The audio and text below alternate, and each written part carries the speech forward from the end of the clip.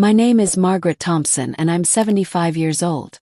I've learned that sometimes the people who hurt you most are the ones you love the most. And when respect gets thrown away, it's impossible to pick up the pieces. I'll tell you everything. First, let me thank you for watching Granny's Voice. Please subscribe and tell us where you're watching from in the comments. We might give you a shout out in our next video. Today's special shout out goes to Anita Oliver from Georgia. Thank you for being part of our family. Now, let me tell you everything.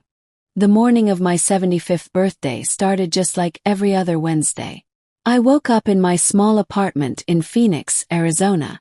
The same place I moved to 3 years ago after selling my house. I had to sell it not because I needed money, but because being in that big empty house was too sad. Too many memories of birthday cakes that nobody came to eat. Too many Christmas trees that only I got to see. My son Michael used to visit all the time, but that was before he married Lisa 5 years ago. I made my morning tea using the electric kettle Michael gave me for Christmas 6 years ago, back when he still cared about making me happy. Now I wonder if that kettle will be the last thoughtful gift he ever gives me. I sat in my favorite chair by the window and looked outside at the desert mountains. I wasn't waiting for birthday wishes or surprise visits anymore. I learned not to expect those things. I was waiting to see how low my son would go this year. The text message came at 12:15 in the afternoon. Sorry Mom, no gifts this year. Money is really tight. Happy birthday though. Love you. I read those words 3 times, feeling something cold settle in my heart. It wasn't sadness anymore. I was past feeling sad. This was recognition. Clear, sharp recognition of exactly what I meant to my son now. You see, Michael Thompson is 42 years old. I know this because I was there for every single birthday until he got married. I remember when he was born how tiny and perfect he was. His father David was working overseas, building bridges in South America, and couldn't be there for the birth. David wouldn't meet his son until Michael was almost a year old. I raised Michael mostly by myself for the first 4 years of his life. David's job took him to different countries for months at a time. When he came home, he felt like a stranger in his own house. More interested in his next project than in the family he left behind. When Michael turned 6, David took a permanent job in Brazil. He asked us to come with him, but it felt like he was just being polite. I decided to stay in Phoenix so Michael could have a stable life. David sent money every month without fail. He was good about that. But he never came back for birthdays or school plays or graduations. When Michael graduated high school as class president, David sent a card with $50. When Michael graduated college with a business degree, David called to say congratulations. They talked for maybe 5 minutes. I was the one who stayed up all night when Michael had the flu at age 9. I was the one who drove him to baseball practice 3 times a week for 8 years. I was the one who helped him with homework, with girl problems, with choosing which college to attend. I worked extra hours at the bank where I was a manager to pay for his education. I turned down a promotion that would have meant moving to California because I wouldn't leave Michael alone. And I was so proud of the man he became. Really, truly proud. Smart, successful, making good money at his marketing company downtown. He bought a nice house in Scottsdale, got a new car every few years, took vacations to places I'd only seen on TV. Then he met Lisa. Lisa Martinez, 29 when they started dating, 34 now. Beautiful with long black hair and a bright smile. She worked at a dental office, made decent money, came from a big family in New Mexico. On paper she seemed perfect for my son. The problem started slowly. Michael began skipping our Sunday lunches because Lisa's family was visiting.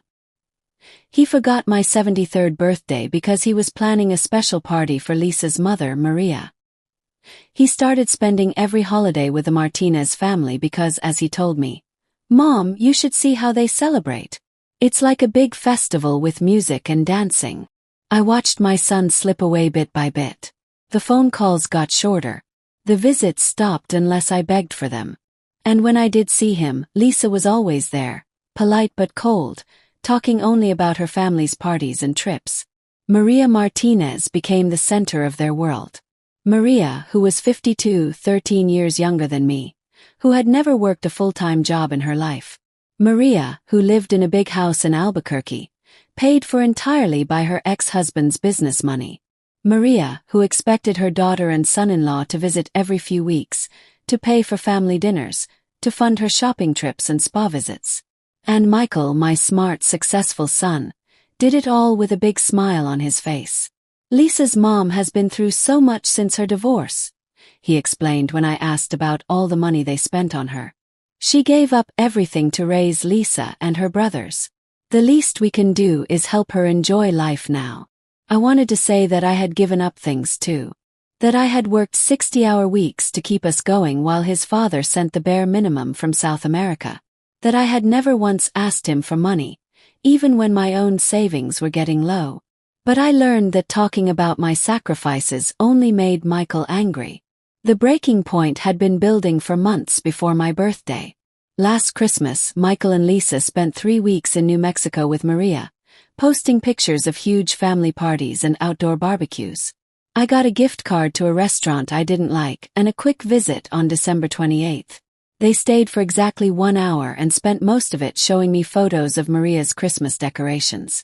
"You should see how she decorates the whole house," Lisa had said excitedly.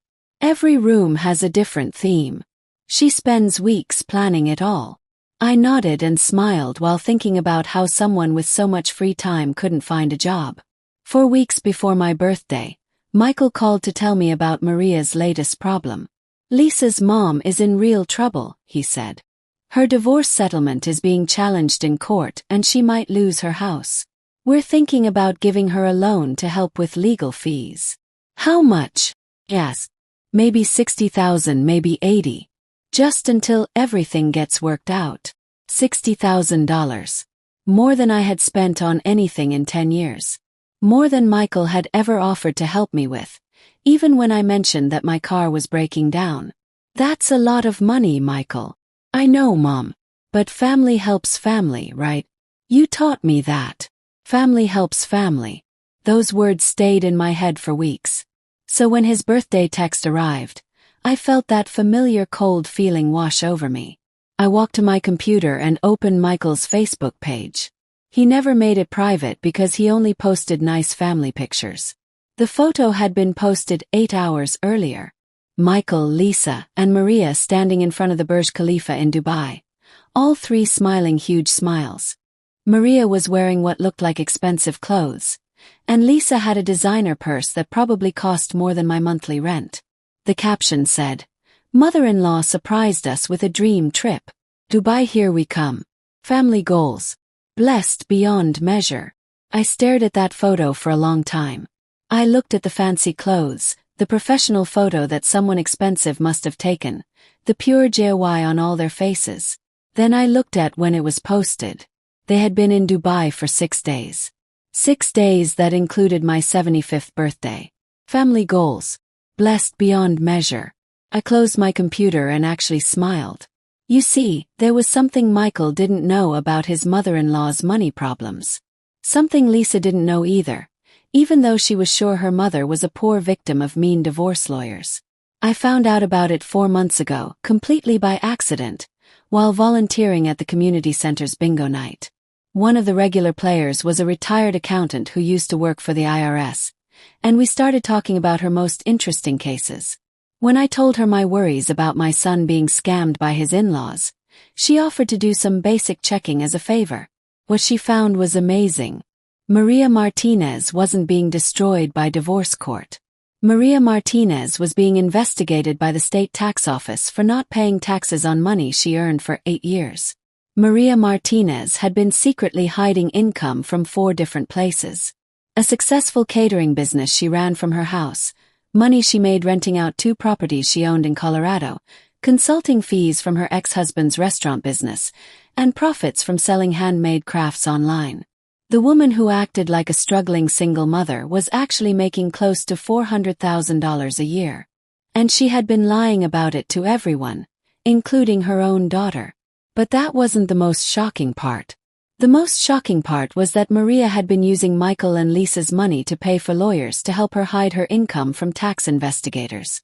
Every family dinner they paid for, every shopping trip they sponsored, every emergency loan they gave her. It was all going straight to the law firm helping her cheat on her taxes. My son was unknowingly helping fund a tax cheating scheme while telling his own mother there was no money for birthday gifts. I picked up my phone and found the number for Detective Sarah Williams from the Arizona Department of Revenue. She had been very interested in my information 4 months ago and told me to call if I learned anything new about Maria's money activities. The photos from Dubai would be very interesting to Detective Williams, especially since Maria had filed papers claiming she was broke just 2 months ago. I typed a short message, attached screenshots from Michael's Facebook, and pressed send. Then I made myself another cup of tea and sat back in my chair to wait. In 4 days, my son would be coming home from his dream vacation, expecting to go back to his comfortable routine of supporting his wife's family while treating his own mother like she didn't matter. Instead, he was going to learn exactly what happens when you protect the wrong people. And I was going to make sure he learned that lesson completely. Detective Sarah Williams called me back within 3 hours. "Mrs. Thompson, this is exactly what we needed." Her voice was crisp and professional, with a hint of excitement that told me everything I needed to know. "The timing is perfect. We've been building a case against Mrs. Martinez for 2 years, but we needed proof of how she's living now." I listened while she explained the legal details. Maria had filed papers 2 months ago claiming she had less than $20,000 to her name. The Dubai trip, documented so clearly on social media, directly proved she was lying to the court. Even if Michael and Lisa had paid for everything, Maria's ability to take a week-long trip to Dubai while claiming she was broke was, in Detective Williams' words, exactly what we needed to arrest her. "We'll need you to give us an official statement about your son's financial support of the Martinez family," she continued. "Bank records, any conversations you heard, proof of gifts or loans." "I can do better than that," I said. "I can get you recordings." There was a pause. "Mrs. Thompson, I need to be very clear. We can't ask you to secretly record anyone. That would be illegal." "Of course not," I replied smoothly. "I'm just saying that when my son comes home from Dubai and calls to tell me about Maria's next money emergency, I'll put him on speaker while I'm working on my memoir in my home office, where I keep my digital recorder." Another pause. "Your memoir must be very detailed, Mrs. Thompson. I believe in keeping accurate family records." Detective Williams. After we hung up, I spent the rest of the day researching tax fraud laws. The penalties were serious.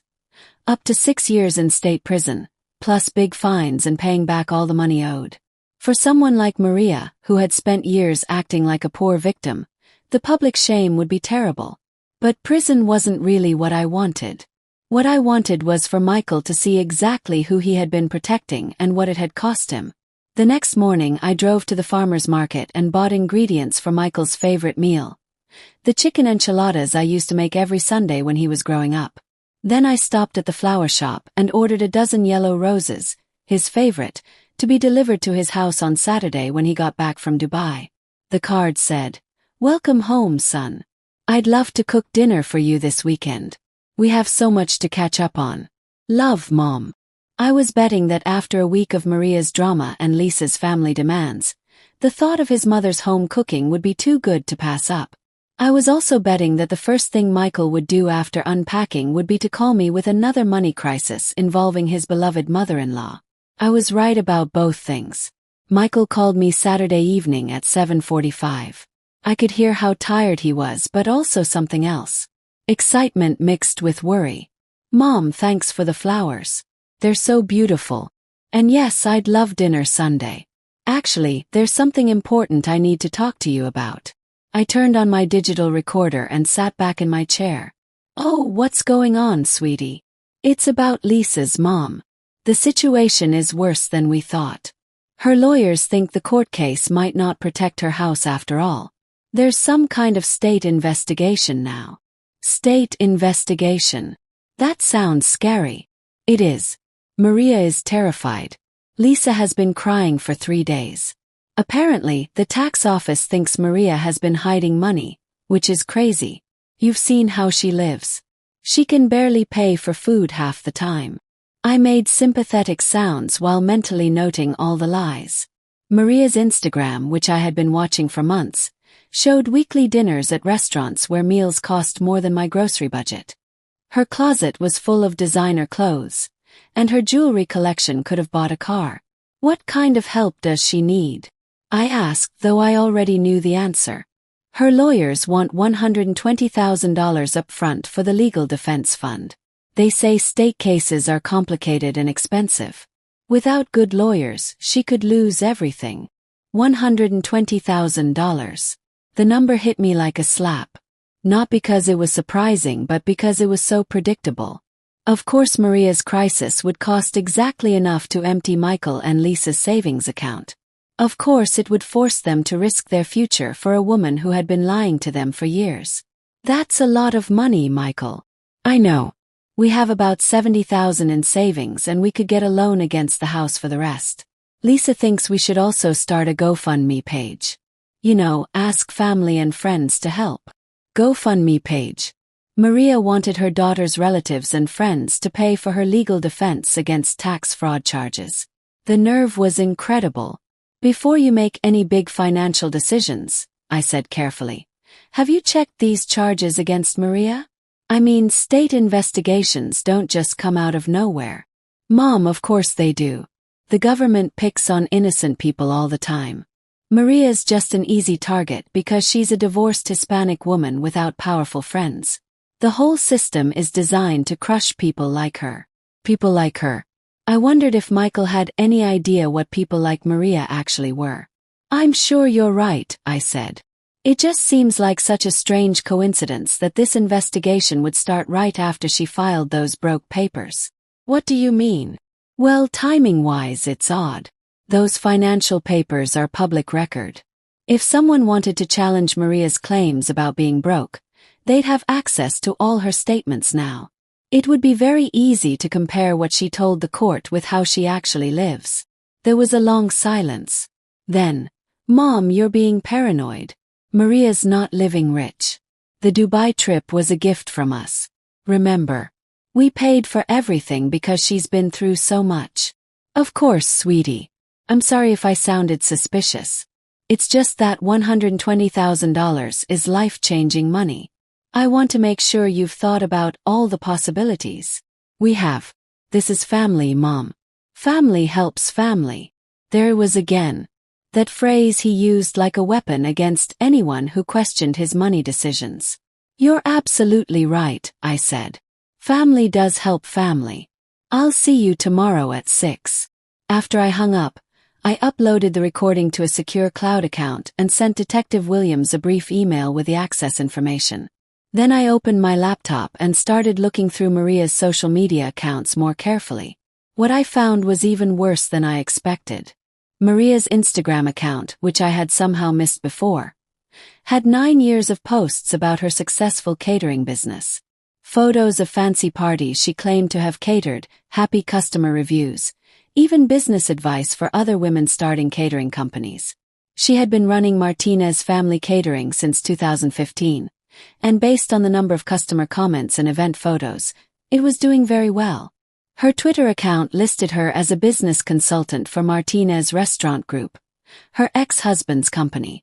According to her bio, she had been providing marketing guidance and customer service support since 2020, the kind of work that usually paid consulting fees.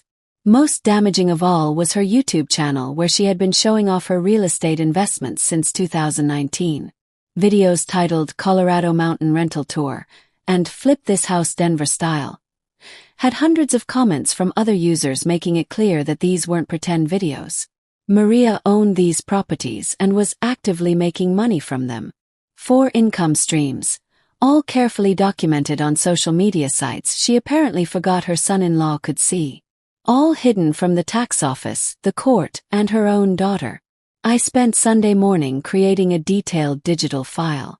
Screenshots, saved web pages, cached social media posts, and a timeline of Maria's actual activities versus her claimed poverty. Then I called Detective Williams. I'm sending you everything, I told her. But there's something else you need to know. My son is planning to empty his savings and mortgage his house to fund Maria's legal defense. We're talking about destroying a young family's financial future to help her fight charges she's actually guilty of. How sure are you about the timeline? Very sure. They'll be moving the money early this week. Michael wants the funds ready before Maria's next court date. That gives us a small window. Thank you, Mrs. Thompson. You may have just saved your son from making the worst financial mistake of his life. After I hung up, I walked to my kitchen and began preparing Sunday dinner. Chicken enchiladas, Spanish rice, the refried beans Michael had loved as a child. I cooked with special care, tasting and adjusting spices, arranging everything perfectly on my best dishes. It would be the last meal I ever cooked for my son as the mother he remembered. After tonight, everything would be different. By the time Michael arrived at my apartment Sunday evening, I was ready. The table was set, candles were lit, and the digital recorder was positioned carefully next to my water glass. Michael looked older than his 42 years, stress clear in the tight lines around his eyes and the way he hunched his shoulders. Dubai had been exhausting instead of relaxing. And I could see that whatever conversations he'd had with Maria about her legal troubles had worn him out. "This smells amazing, Mom," he said, sitting down with obvious relief. "I forgot how much I missed your cooking." "I'm glad you're here," I replied. And I meant it. Whatever was coming, I wanted him to remember this moment. The mother who had loved him, cooked for him, worried about his future right up until the end. We ate in comfortable silence for the first few minutes. Michael cleaned his plate and asked for seconds, something he hadn't done in years. I watched him eat my food, drink my iced tea, relax in my home, and felt that familiar cold feeling settle over me. "So," I said finally, "tell me more about Maria's situation." Michael put down his fork, and the familiar tension came back to his shoulders. "It's really complicated, Mom. The lawyers say the state government is really going after her hard. Apparently they think she's been hiding income for years." "What kind of income?" I asked, refilling his glass. The recorder was picking up every word perfectly. "Business income mostly. Maria had this little catering thing she did from home, but it barely made any money. The lawyers think the tax office is making up numbers, making it seem like she was earning way more than she actually was." I nodded with understanding. "That's awful. How much do they claim she was hiding?" "Get this. They're saying she made over $400,000 last year alone. It's ridiculous. If Maria had that kind of money, do you think she'd be living in that small house, driving a 15-year-old car?" I thought about the YouTube videos showing Maria's real estate investments, the business consulting fees, the successful catering company. Michael had no idea that his mother-in-law's small house was worth over $800,000 in Albuquerque's market, or that her 15-year-old car was a fully loaded Mercedes SUV that cost $70,000 new. $400,000, I repeated. That does seem like a lot for a small catering business. Exactly. And now they're saying her broke papers were fake because she didn't list all her assets. But what assets? Maria's poor. That's why we've been helping her with groceries and bills for the past 3 years. 3 years. Michael had been financially supporting a woman who earned more than twice what he did, and he had no idea.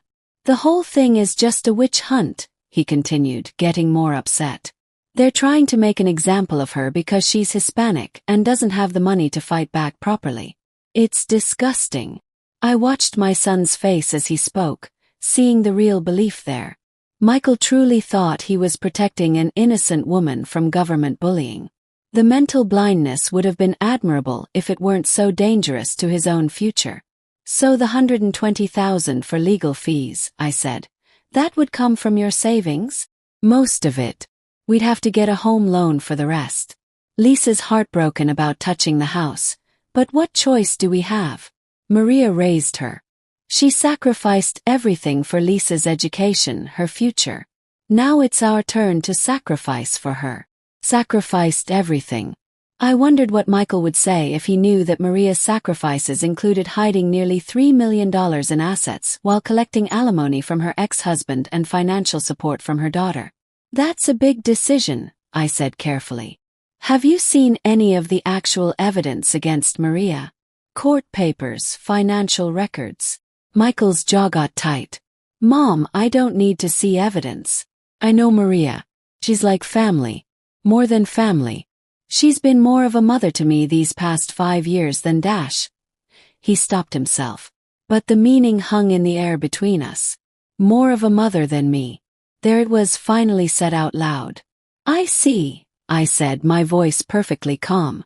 Well, it sounds like you've made your decision. We have. Lisa and I talked about it all week in Dubai. We're going to do whatever it takes to protect Maria. Family helps family. I reached for my laptop, which I had placed on the side table. Speaking of family, I said, I wanted to show you some photos from your childhood. I've been organizing old pictures, and I found some I thought you might like. Michael's expression softened. I'd love to see them. I opened the laptop and pulled up a folder, but instead of childhood photos, the screen showed Maria's Instagram business page with years of posts about her successful catering company. Michael stared at the screen for a long moment. What is this? This is Martinez Family Catering, I said calmly. Your mother-in-law's catering business, the one that's been barely making money for the past 9 years. I scrolled through the posts slowly, letting Michael see the customer reviews, the event photos, the pictures of expensive catered parties, hundreds of events, thousands of dollars in documented business. I don't understand, Michael said. This must be old. She closed the business years ago. I clicked on the date of the most recent post. This was posted 5 days ago. While you were in Dubai, Maria was catering a wedding and posting about her successful business on Instagram. Michael's face went white. There has to be an explanation. There is, I said, clicking to a new browser tab. Here's her Twitter account where she lists herself as a business consultant for Martinez Restaurant Group. That's your father-in-law's company, right? The one that pays her $20,000 a month in consulting fees. I watched the blood drain from my son's face as he processed the information. His hand started shaking and he reached for his glass with unsteady fingers.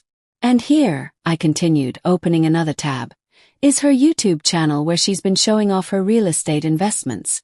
2 rental properties in Colorado, fully renovated and bringing in about $10,000 a month in rental income. Michael stared at the screen without speaking. I could see him trying to match the evidence with everything he believed about Maria's financial situation. Mom, he said finally, his voice barely a whisper. Where did you get this? From the internet, Michael. It's all public information. Maria's been bragging about her business success on social media for years. She's proud of what she's built. I pulled up the court filing next, the one where Maria had claimed total assets of less than $20,000. Then I opened her Facebook account showing the photos from Dubai, the designer clothes, the expensive jewelry, the professional photography. She filed broke papers 2 months ago, I said. Swore under oath that she had no money, no assets, no income beyond her alimony payments. Then she took a week-long vacation to Dubai and posted about it on social media.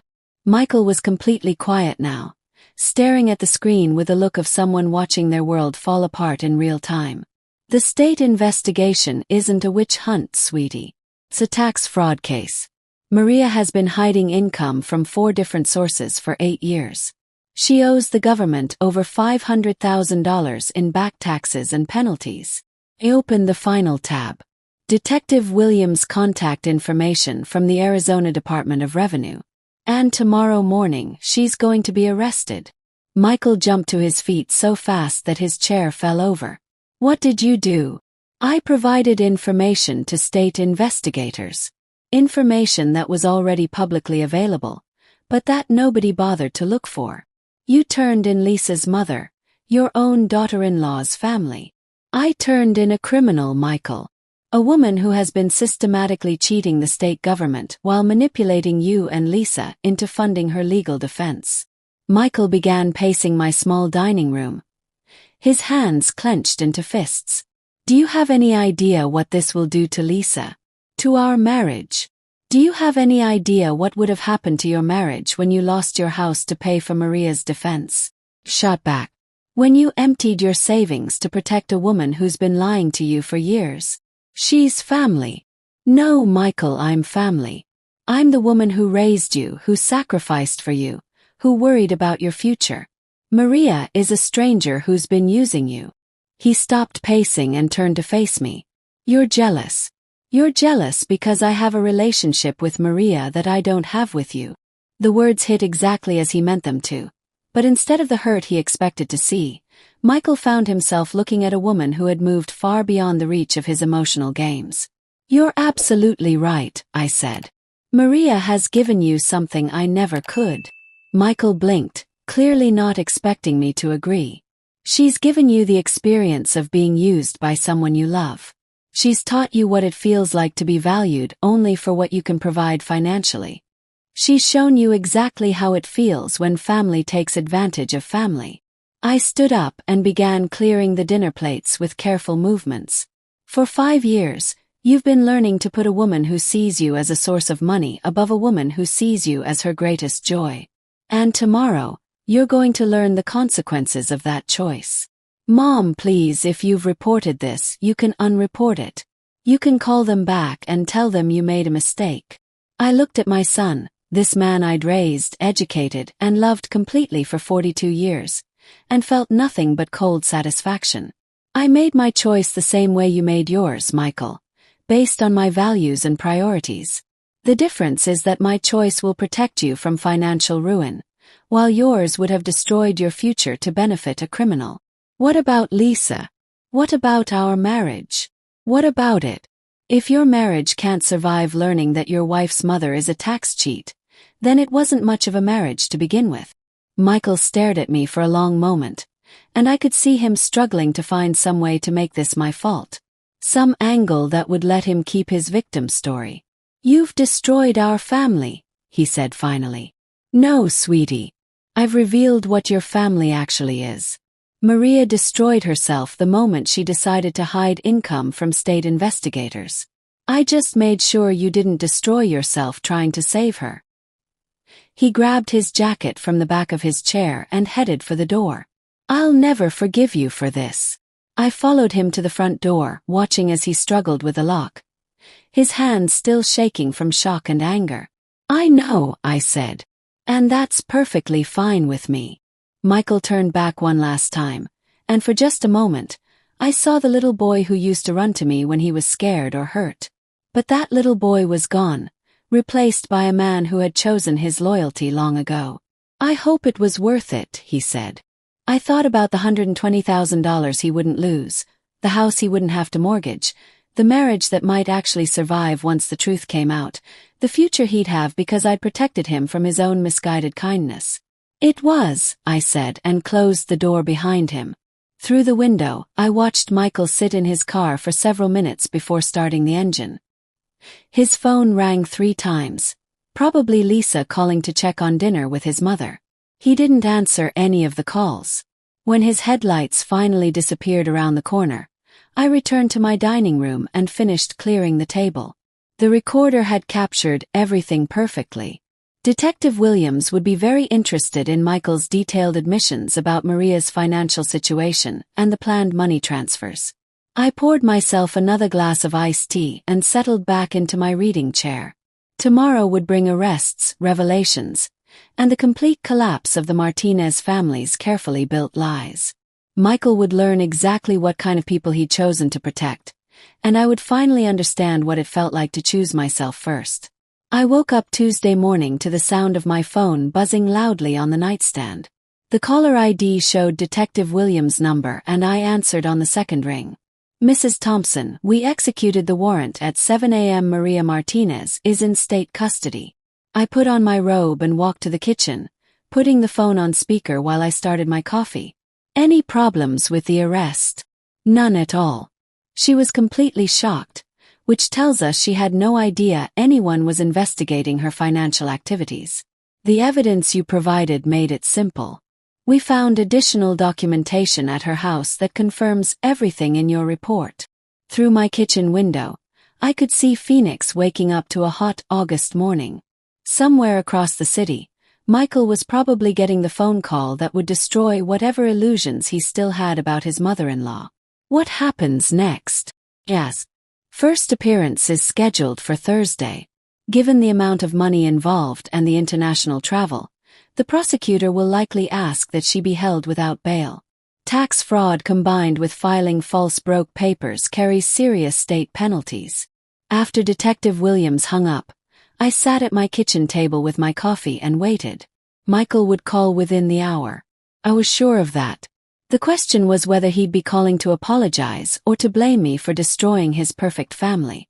The call came at 9:23 a.m. Mom. Michael's voice sounded hollow, exhausted. Maria was arrested this morning. I know, I said. Detective Williams called to update me. They're saying she owes over $500,000 in back taxes. They're saying she hid income for 8 years. They're saying the broke papers were fake. I waited for him to continue, but he seemed to be struggling with the words. Lisa is dash, he paused and I could hear him taking a shaky breath. Lisa is devastated. She had no idea. None of us had any idea. I'm sorry this is difficult for you both, I said, and I meant it. I hadn't wanted to hurt Lisa, who was genuinely innocent in all of this. The lawyers say Maria could go to prison for 6 years. 6 years, Mom. And the house in Albuquerque. They're saying it might be taken as part of paying back the money. Maria's house, the one she'd claimed was her only asset worth less than her mortgage balance, was actually worth over $800,000 in Albuquerque's hot real estate market. The state would sell it to recover some of the taxes she owed. What about the money you were planning to give her? Yes. We can't. Our lawyer says any money we transfer to Maria now could be seen as part of the crime. We could be charged as helpers if we try to give her money financially. The $120,000 Michael had been prepared to sacrifice was now safely protected by state law. He couldn't give it away, even if he wanted to. Michael, I said carefully, I need you to understand something. This investigation started months before your birthday, before Dubai, before any of this happened. Maria's arrest has nothing to do with my feelings about how you've treated me. There was a long silence then. But you could have warned us. You could have told us what you knew before we made plans. Before we his voice cracked. Before we looked like fools. Would you have believed me if I'd come to you 4 months ago and told you that Maria was hiding income? Would you have listened? Another silence, longer this time. You would have accused me of being jealous and mean, I continued. You would have defended her just like you defended her last night. The only reason you're seeing the truth now is because state agents arrested her with overwhelming evidence. So what was I supposed to do? Abandon Lisa's family based on your suspicions? You were supposed to check the information before risking your financial future. You were supposed to ask questions, do research, protect your own interests while helping others. I could hear Lisa crying in the background and Michael saying something to comfort her. We have to go, he said finally. Lisa's meeting with a lawyer this afternoon. We need to figure out how to protect ourselves from this mess. After he hung up, I finished my coffee and got dressed for the day. I had plans that didn't involve sitting at home feeling sorry for my son's poor judgment. At 11 a.m., I met Officer Robert Chen at a downtown diner. Robert had been investigating financial crimes for the Phoenix Police Department for 12 years. And we'd worked together on several cases when I was still working at the bank. He'd been the one to connect me with Detective Williams originally. Congratulations, he said, sliding into the booth across from me. Your tip led to the biggest tax fraud bust in the state this year. It wasn't about congratulations, Robert. It was about protecting my son from his own foolishness. Robert studied my face. How's he taking it? About as well as you'd expect. He's angry, confused, and looking for someone to blame other than himself. And you're okay with that? I thought about the question seriously. Was I okay with Michael's anger? Was I okay with the possibility that he might never forgive me for revealing the truth about Maria? I'm okay with protecting him from financial ruin, even if he hates me for it, I said finally. I'm okay with choosing his actual welfare over his emotional comfort. Robert nodded. That's what good parents do, even when their kids are adults. Michael doesn't see it that way. Michael's pride is hurt. He invested 5 years in believing Maria was a victim, and now he has to face the fact that he was the victim. That's a hard adjustment for anyone. We talked for another hour about the legal implications, the timeline for Maria's prosecution, and the likelihood that Michael and Lisa would face any consequences for their financial support of her activities. Robert assured me that as long as they could prove they'd been deceived about Maria's true financial status, they wouldn't be charged with anything. That afternoon, I drove to Papago Park, where I'd spent so many Saturday mornings watching Michael play Little League when he was young. I walked the paths we'd explored together, sat on the benches where we'd eaten lunch after his games, and tried to remember when everything had started to go wrong between us. I think it began when Michael got his first real job and realized he could afford things I couldn't. Not because he was cruel, but because financial independence gave him the feeling that he was also emotionally independent. He started seeing my advice as interference, my concern as control, my love as burden. When he met Lisa and her family, he found people who treated him like a hero for his financial generosity. Maria praised him for his kindness. Lisa's father respected him for his success, and Lisa herself seemed genuinely grateful for his willingness to support her family. It must have felt wonderful to be appreciated without question, to have his decisions praised instead of questioned. I'd never been able to offer him that kind of simple admiration. I loved him too much to let him make mistakes without speaking up. Cared too much about his future to cheer for every decision he made. I was his mother, not his cheerleader. But Maria had been very happy to serve as Michael's cheerleader, especially when that role came with financial benefits. My phone rang as I was walking back to my car. Lisa's name appeared on the caller ID, and I hesitated before answering. She'd never called me directly before. All communication had gone through Michael. "Mrs. Thompson, this is Lisa. I hope it's okay that I'm calling." Her voice was hoarse from crying, but she sounded more composed than Michael had that morning. "Of course, dear. How are you holding up?" I don't really know. Everything I thought I knew about my mother has turned out to be a lie. I feel like I don't know anything anymore."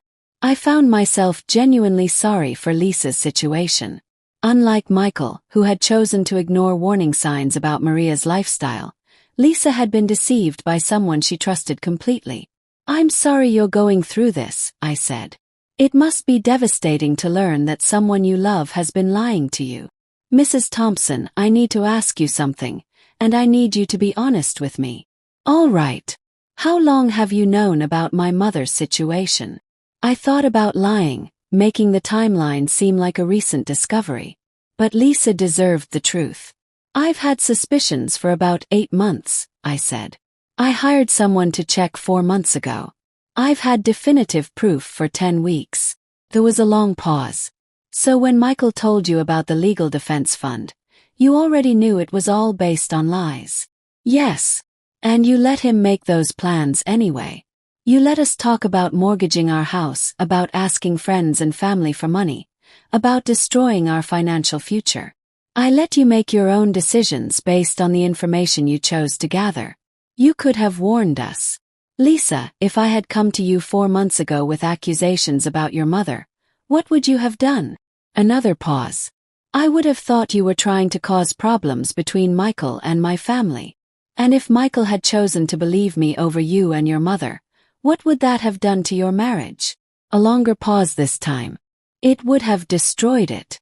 So I waited until the truth came out through official channels that you couldn't dismiss or explain away. I protected Michael's money and let his illusions collapse under the weight of evidence rather than family conflict." I could hear Lisa crying softly. "I don't know whether to thank you or hate you. You don't have to do either. You just have to decide how you're going to move forward now that you know the truth. Michael is so angry at you, at my mother, at himself. He keeps saying this is all his fault for not seeing the signs. Michael feels guilty because he ignored his instincts in favor of what felt good. That's human nature, but it's also a lesson he needed to learn. What if he never forgives you?" The question hung in the air between us. What if Michael never forgave me?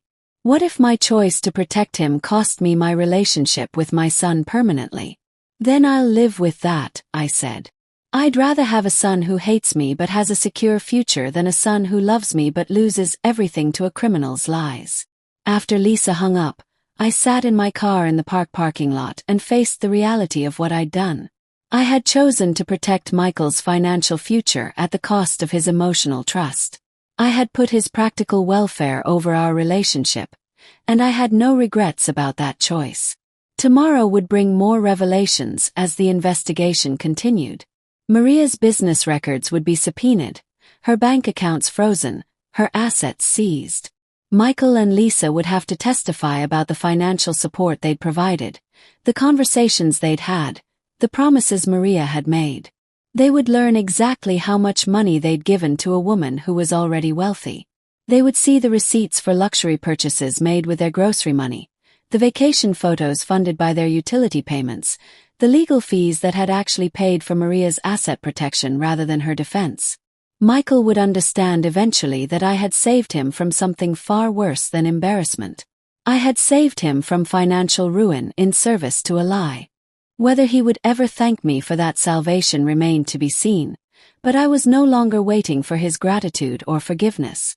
I had moved beyond the need for either. 4 weeks after Maria's arrest, I received an invitation that would have seemed impossible a month earlier. Lisa wanted to have lunch. We met at a quiet cafe in Scottsdale, not far from the house Michael had been so proud to show me when they'd first bought it. Lisa looked older than her 34 years, stress and sleepless nights evident in the dark circles under her eyes and the way she held her shoulders. "Thank you for coming," she said as we settled into our table. "I wasn't sure you would." "I'm always available for my daughter-in-law," I replied, and I meant it. Despite everything that had happened, Lisa remained an innocent victim in this situation. She ordered a sandwich she barely touched while I had the chicken salad. The irony wasn't lost on me. Here I was sharing a meal with my son's wife while Michael himself refused to take my calls. "The sentencing hearing is next week," Lisa said finally. 6 years in state prison plus paying back $1.2 million. $1.2 million. Maria's criminal activities had been even more extensive than anyone had initially realized. The additional investigations had uncovered years of unreported income, hidden assets, and fraudulent tax filings that went far beyond what I'd originally discovered. "How are you handling everything?" I asked. "Better than Michael, honestly. I think I'm angrier than he is. My mother stole from me, Mrs. Thompson. She stole my trust, my peace of mind, my ability to believe anything she ever told me. But she also stole from Michael and from you. From me. She stole 5 years of your relationship with your son.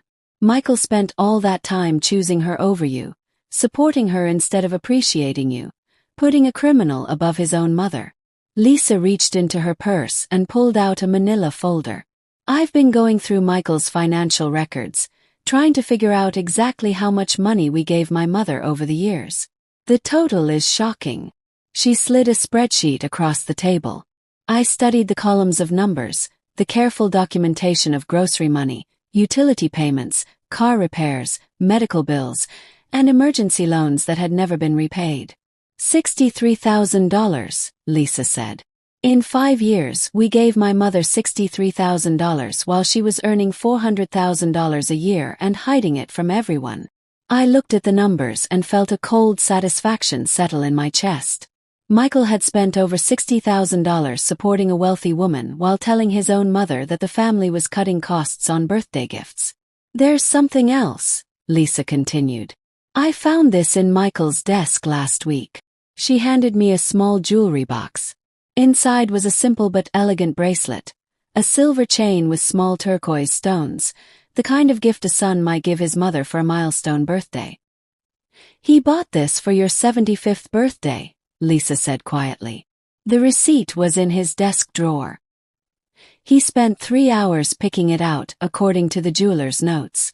Then he decided not to give it to you because my mother was having another financial crisis and needed help with her rent." I held the bracelet up to the light, watching the turquoise stones catch the afternoon sun streaming through the cafe window. Michael had thought of me, had planned to honor my birthday, had chosen a gift with care and love, and then he'd put it away to fund Maria's fraudulent rent payments. "Keep it," Lisa said when I tried to hand the box back to her. "He bought it for you. He chose not to give it to me." He chose wrong about a lot of things, but his first instinct was right. I fastened the bracelet around my wrist, feeling the small weight of the turquoise against my skin. It was beautiful, thoughtful, exactly the kind of gift I would have treasured from my son. "Is Michael still angry with me?" "Yes. Furious. But he's also starting to understand what you saved him from." The financial advisor showed us projections yesterday.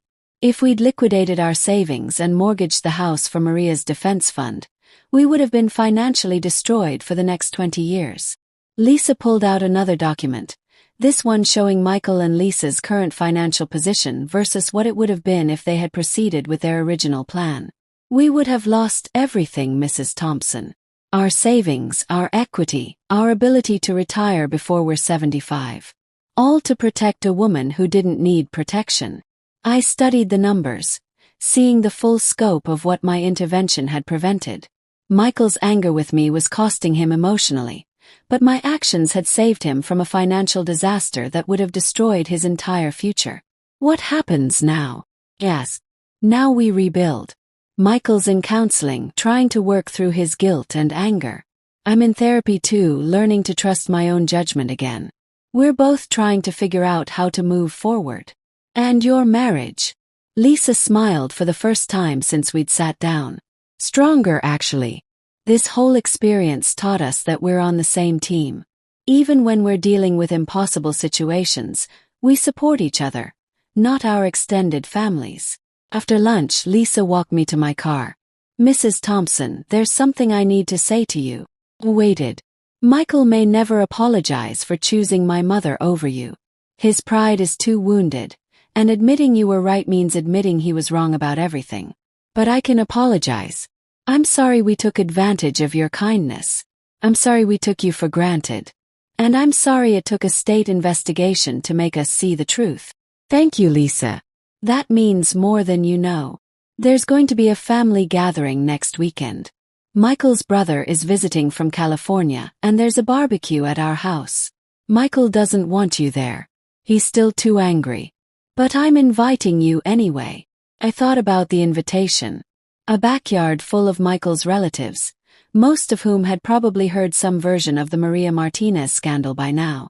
Michael's obvious discomfort at seeing me.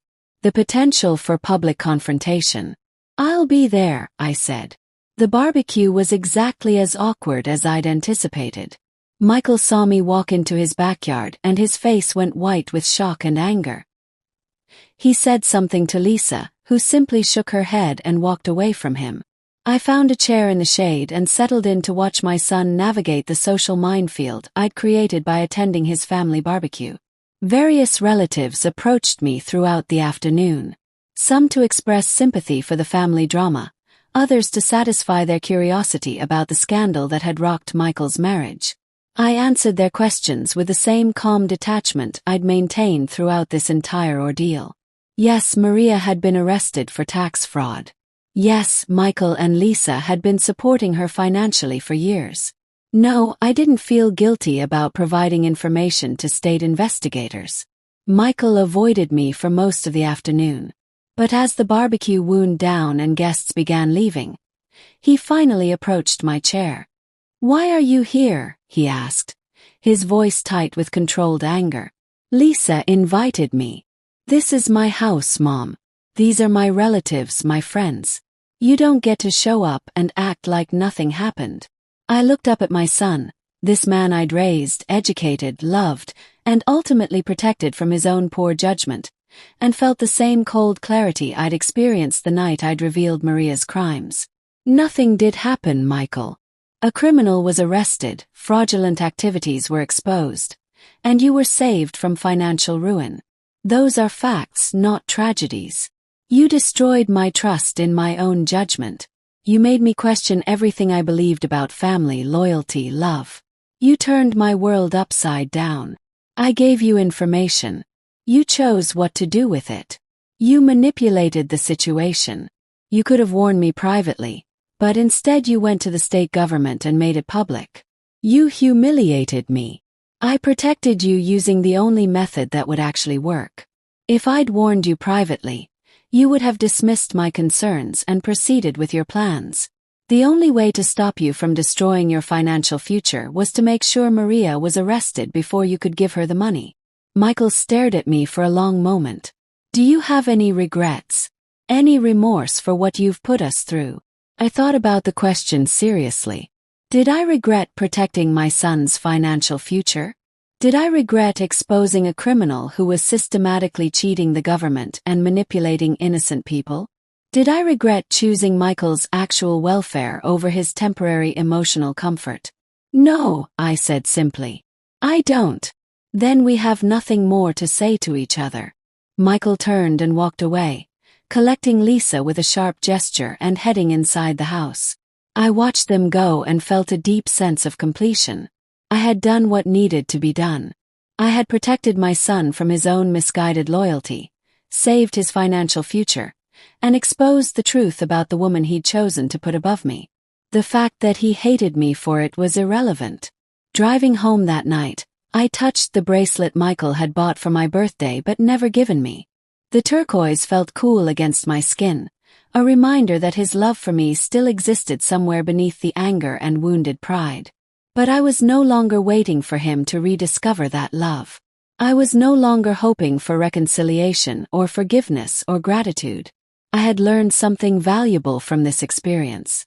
Sometimes the greatest act of love is one that goes unrecognized and unappreciated. Sometimes protecting someone means accepting that they will hate you for it. Maria Martinez was beginning a 6-year prison sentence, and her victims were finally free from her manipulation. Michael and Lisa's marriage was stronger, their finances were secure, and their future was protected. My son would never thank me for saving him from financial ruin. He would never apologize for choosing criminals over his own mother. He would never acknowledge that my actions had been motivated by love rather than revenge. And I was completely at peace with that reality. At 75 years old, I had finally learned to choose myself first, to act based on my own judgment rather than my son's approval, to put what was right over what was comfortable. It had cost me my relationship with Michael, but it had saved his future. That was a trade I would make again without hesitation. So that's my story. That's how I learned that sometimes love means making choices that destroy relationships in order to save lives. Michael thinks I betrayed him, but I saved him from betraying himself. He'll understand eventually. Maybe when he's my age. Maybe when he's faced with protecting someone he loves from their own poor judgment. Or maybe he never will. Either way, I sleep well at night knowing that my son has a secure future, even if he doesn't have a relationship with his mother. Sometimes that's what real love looks like. Cold, calculated, and completely unforgiving. 6 months later, I received a letter in the mail. The return address was unfamiliar, but when I opened it, I found a short note from Michael. Mom, I'm not ready to talk yet, but I wanted you to know that Lisa and I bought our dream house last month.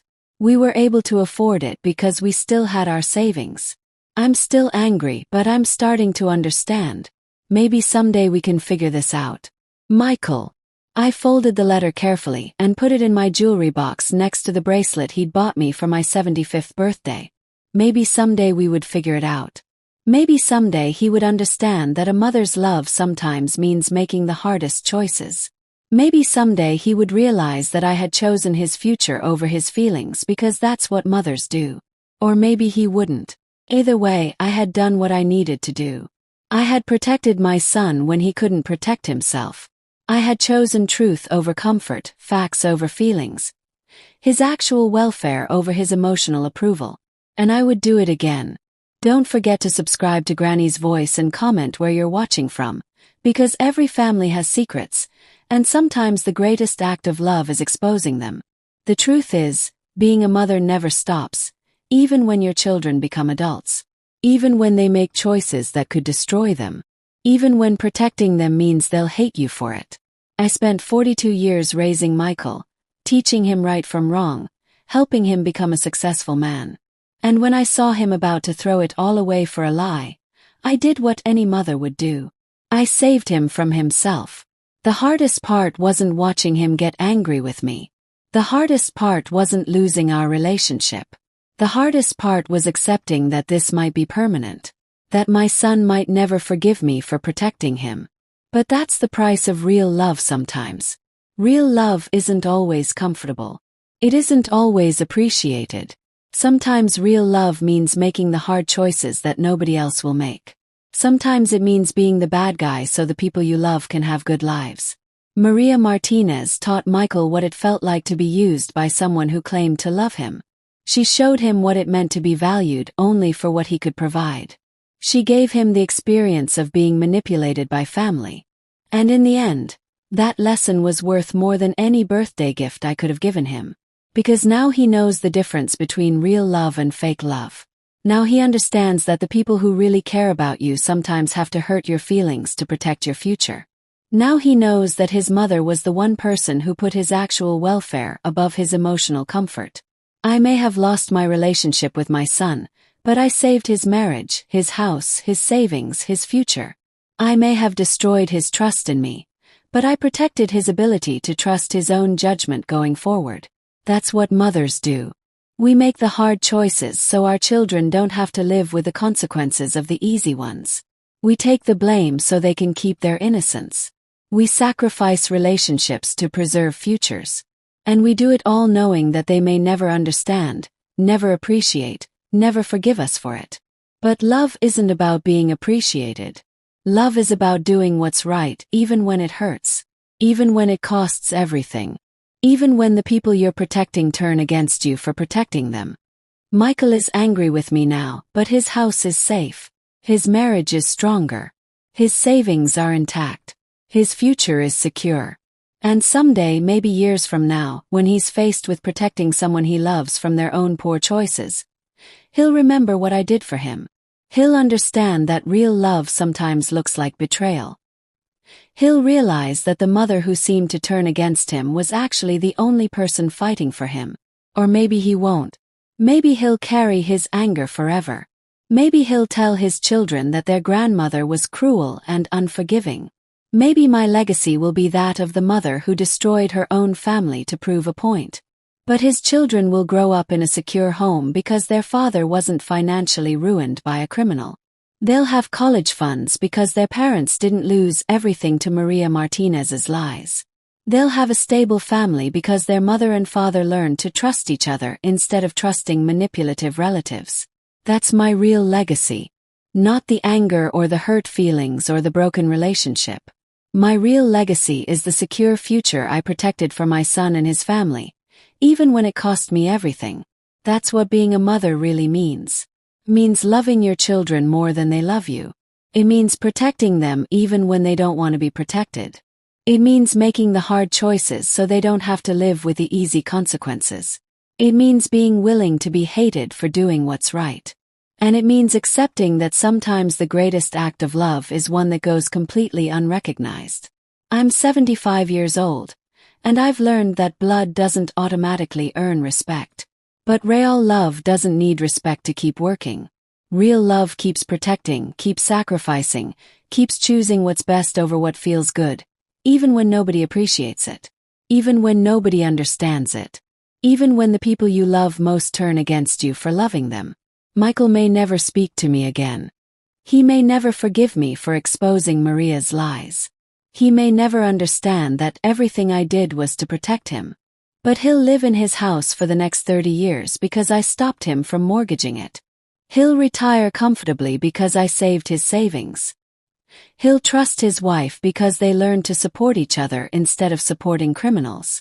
And maybe, just maybe, someday he'll realize that his mother loved him enough to let him hate her. That's my story. That's how I learned that sometimes the hardest thing about being a mother is knowing when to stop trying to be liked and start focusing on doing what's right. Michael thinks I chose myself over him, but I chose his future over his feelings. He thinks I betrayed his trust, but I protected his ability to build a life worth trusting. He thinks I destroyed our family, but I saved the family he was building with Lisa. And I would do it all again exactly the same way because that's what real love looks like. Cold when it needs to be. Hard when it has to be. Unforgiving when forgiveness would mean allowing destruction. Sometimes love means being the villain in someone else's story so they can be the hero in their own life. Sometimes it means accepting that the people you protect will never thank you for protecting them. Sometimes it means losing everything to save everything that matters. I lost my son's love, but I saved his life. I lost our relationship, but I preserved his future. I lost his respect, but I protected his ability to respect himself. And at the end of the day, when I'm sitting in my small apartment in Phoenix, wearing the bracelet he bought but never gave me, I know I made the right choice. Because real love isn't about being appreciated. Real love is about doing what needs to be done, even when it costs everything. Even when nobody understands. Even when the people you love most hate you for loving them. That's what being a mother really means. And I wouldn't change a single thing. Don't forget to subscribe to Granny's Voice and comment where you're watching from, because every family has secrets, and sometimes the greatest act of love is exposing them before they destroy the people you love most.